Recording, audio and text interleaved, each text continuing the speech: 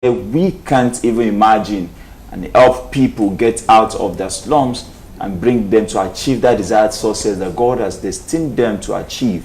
He also is involved into helping students drop out from schools, students who are about to drop out from school, and those that already dropped out, and sending them back to school with the help of God and with the support of people like you. And also, himself is a living testimony of what God can do in the life of people. Even if you don't have hope, God is going to give you hope. And God has appointed and chosen some people, and I'll call it a ministry, saving people from the slum, saving people from downfall, saving people from hopelessness, and giving them hope. And that leads us to the topic we have this morning. The topic for us is giving hope to the hopeless. And we have with us this morning Ambassador Isaac Success. Good morning, sir. Good morning. Good morning. You're welcome. Good morning. Yeah. Yes. Thanks for having me here. Yes, so excited to have you here. So some big men will just keep calm and Yes. Yes. You know, don't be fooled by his by what you see. pretentious, let me use that word cautiously, calmness, because he's a great man and he's a passionate young man. Let me just briefly say the connection we had. Some time ago, I don't know, either 2011 or 12, when I launched my first book, I had been seeing him on Facebook doing a lot of his work. And I saw a young man doing such a thing. I have to invite him over. I invited him over to my book launch then, and he really did well. And since then, he has been doing a lot of great things. And I'm so excited to meet him again today after about 7 years. Yeah, sure. Yeah, welcome. Thank you for having me. You're welcome. Happy reunion. Exactly. Happy reunion. All right, now, okay, shall I hand over to you? Yes, Dream from the Slum. Yes. Tell us about it. How did you come about this idea of Dreams from the Slum? Okay, first I would like to appreciate the opportunity of being on set with you. Thank you. And just like the name goes, Dreams from the Slum. Dreams from the Slum. So what we actually do is making the dreams of people living in the slum to become a reality. It actually started from my personal experience growing up. Okay. I actually grew up as a child not having my basic school supplies, not being in school when my peers are actually in school. I actually dropped out of school several times while growing up because I was not from a rich home, you know, because of money and all that. So I dropped out of school severally. I remember then my school uniform then had eyes, nose, and a bit of a mouth too. So it was that bad. You know, I would go to school without food. You know, I would go to school on empty with stomach, and oftentimes then we would take this local gari. I'll take local gari to school when others are having snacks and all that. So I'll drink gari in the class. That is when I had something to eat. So that was actually life for me going on before I dropped out. So I was only privileged to complete my education because I got a scholarship. So someone just gave me a full academic scholarship, and that was just how I was able to complete my education. And I said to myself, I could do something also to help a lot of people too. In the same community where I grew up from. Actually, I grew up in Ajegule, the popular Ajegule, where we have traditional table bafroyan and all that. So I actually grew up in Nigeria, and life was really hard. And I said to myself that I could also do something to help others. You know, within that period too, I actually discovered my life's purpose, which God said to me that success has been encoded to my gene, and I've lost the ability to fail. You know, it was like a very big word, and I was like, okay, if I've lost the ability to fail, what am I supposed to do? Then the Holy Spirit still ministered to me again and actually said, I should give birth to successes. I should make people become successful. And I was like, okay. So if a blind man loses his sight, he won't be able to see anymore. So the same thing that makes someone to fail has been uprooted in my system. So I can't fail. So meaning that if I fall down does not mean I failed. So my ability to actually stand up makes me a success. So I actually got to understand. So making the dreams of people living in the slum to become a reality was what I said I was going to do with my life. And That's that was what that was you've just been it. doing. So what I do at Dreams from the Slum is simply to help children that do not go to school back into school, because if I didn't get the opportunity to be educated, I would have not been able to really communicate or be who I am today. So I help those children that are out of school back into school. We don't just stop there, we also help them, their parents too. We help them to get a skill so that they would also be able to fend for their family. So just like I said, that when I was growing up, I lacked daily meal. So I also ensure that we also provide daily meal for children in school. Okay. Let me comment. All this you're doing, are you doing it for a profit, or there's something you are gaining from it, the financial? Because a lot of people, when they say they want to start a project like this, they look at the end result. What's in it for me? So do you do this because of something that comes to you in one way or the other?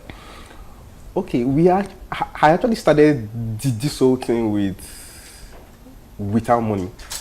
It actually started with a dream and vision, and that was it.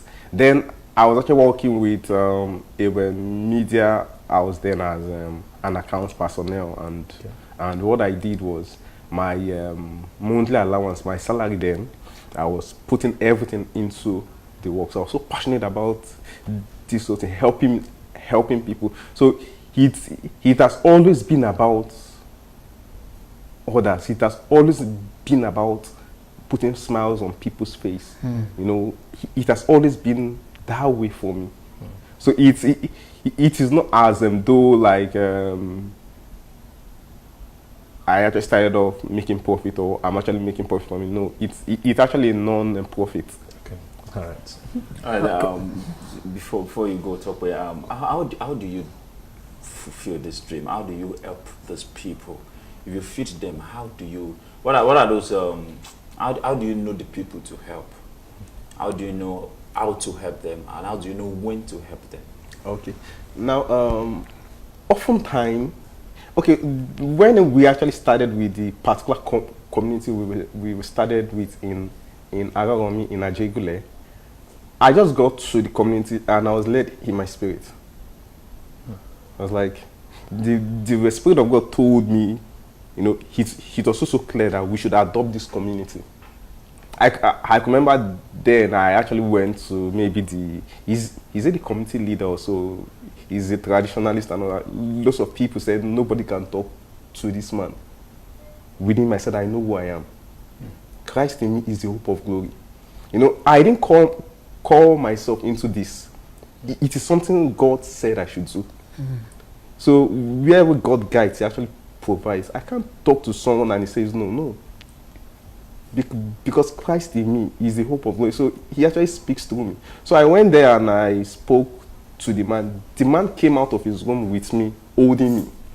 Everybody was amazed. This man, say no, that's like it. So oftentimes I am being led. When I started with that community, it was a leading of the Spirit. Now, so oftentimes we don't even know them from anywhere. We don't know them from anywhere. Something happened recently. I was just moving around and I saw a particular child. Others were in school. This 11 years old. Is he 11 or 12 years old? He was not in school. And I was like, why? He said because of 8,000 naira, this, that, he wants to get common entrance, whatever. I was like, okay, you know what? I'm going to pay that money, but I need to see your mom. So I went, I saw the mom. I didn't want to give them the money. I was left to still go to the school. Yes. I went to the school. I found out some things about the boy. As I was moving with him, I still got led in my spirit to ask him some certain questions. To cut the story short, this young man was involved in drug, 11 years old. 11. So if you see the whole connection, God actually brings people in their need. Not we don't just provide all of these needs. We also mentor these people, young people, children, and all that. We also guide them to the path that they should follow. So God actually brought it, and I was like, this is beyond school. He won't start school yet. He needs to go through serious what's called counseling and he kind of therapy. Yeah. So in cases like that, God actually directs us. We have close to 200 beneficiaries, and they've actually been through inspiration. We're actually guided, and where God guides, He actually provides. Oftentimes we don't have the resources. It's another thing. Now, Ajegunle was known to be noted for to be notorious, all the Ghanaian and all of. So, in the midst of all of this, how were you able to actualize your dream? Okay. In the midst of all of this. Yes. Oftentimes I tell people something that don't allow the locality to affect your mentality. I actually refuse to allow the locality to affect my mentality. Yes, I had friends. I had very terrible, bad friends. But I actually refused to allow them influence me. I knew I couldn't influence them, so I had to leave them. Okay. So oftentimes it is, I didn't allow, I had a vision for my future. And I was like, okay, this is what I want to do with my life. I want to become someone beyond what people could actually see. Growing up was not easy for me. I was a chronic stammerer. I had lots of challenges, like, I had this low self-esteem. Lots of people said, Isaac, you can never amount to anything. They said a whole lot to me. It affected me, but not until when I met Jesus. Knowing God is knowing peace. If you know God, you would actually see yourself in that image and likeness of God. So I knew, okay, I actually changed my confession. When people were saying, you don't have a future, you don't have, you can never amount to anything, I was saying, I have a future. I'm the best of my kind. I actually changed my confession because I now knew that my confession is what I'll possess. So some of the things, I said it then. I said it then that BBC was going to look for me. I said it then that some other international media, it is happening already. It is happening. Yeah. So it is what we actually confess that we will possess. You said something about Ajegunle being notorious, and oftentimes people will say, can something good come out of Ajegunle? We are the good thing that is out of Ajegunle. Oftentimes people don't actually believe that the likes of Isaac's success is from Ajegunle. Yes, we are the good thing that is out of Ajegunle. We are actually changing the narratives. We are the new Ajegunle.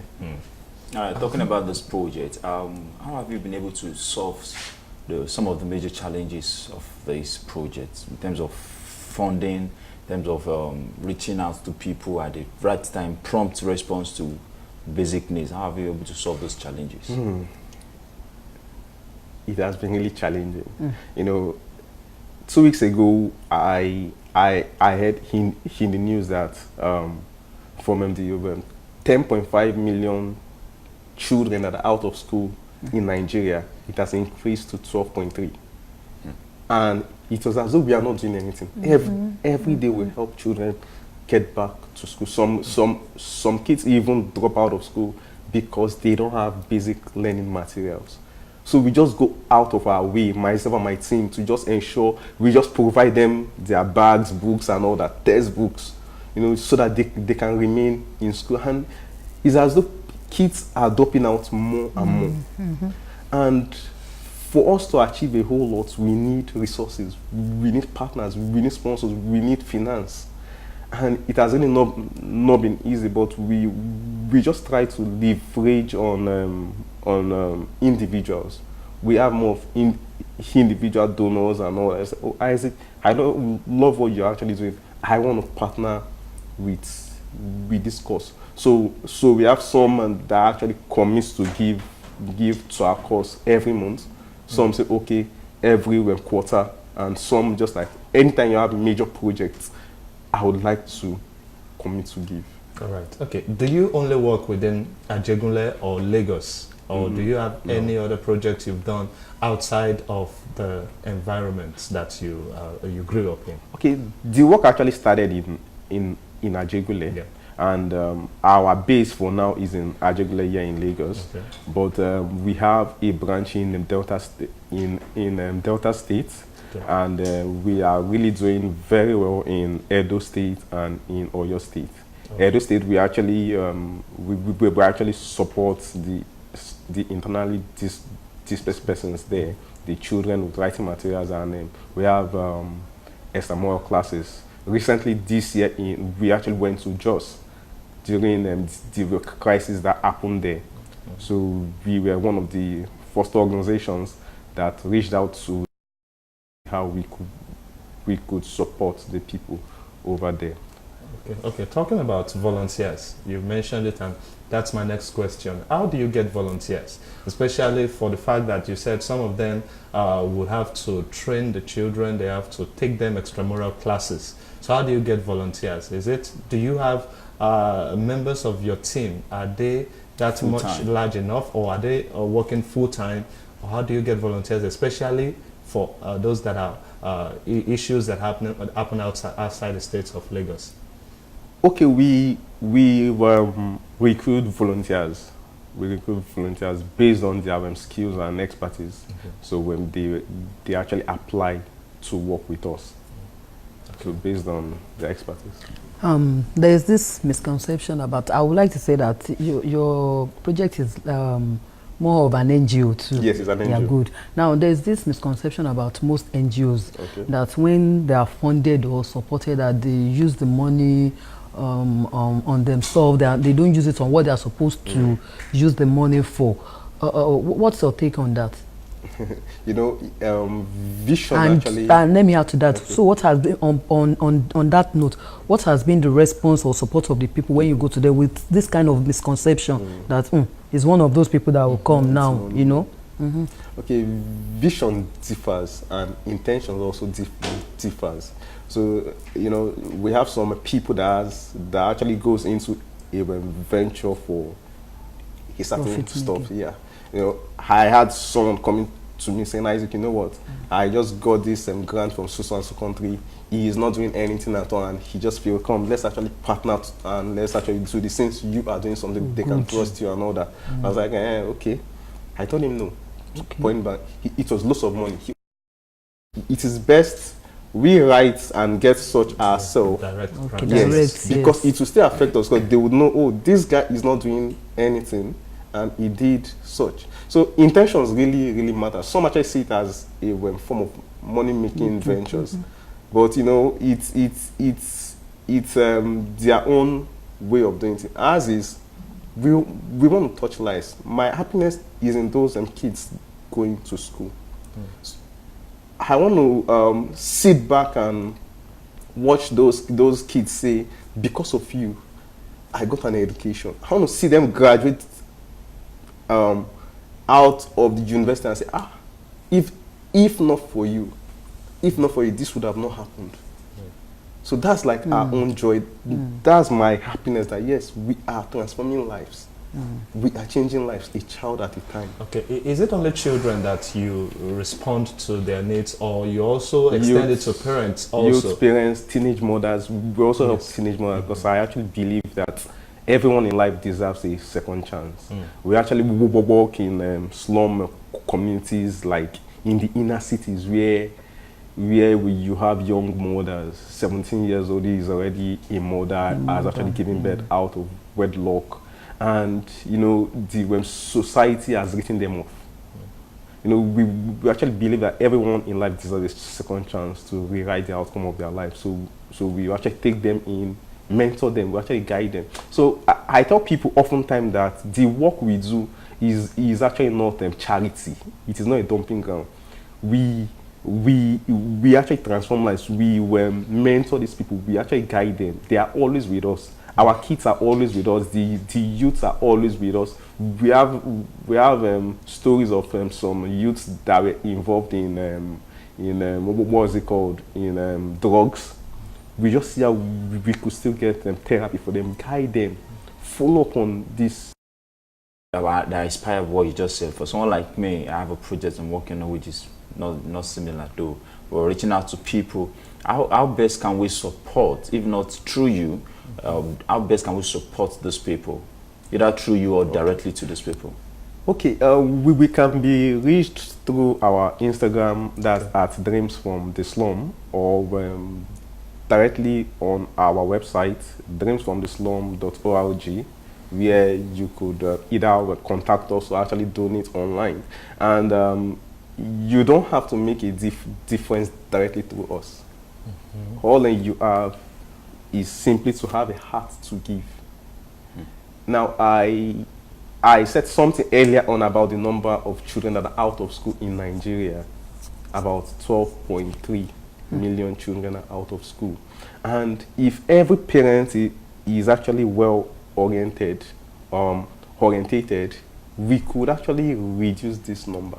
If every one of us joins our hands together, we could reduce this number. If you could say, okay, I want to ensure I help a child go back to school by providing a notebook and a bag or a textbook, it will go a long way. If you say, oh, let me just pay the school fees of a child close to me in my catchment, or help a child in need to be in school, or provide a meal for a child, it could go a long way to make that child remain in school.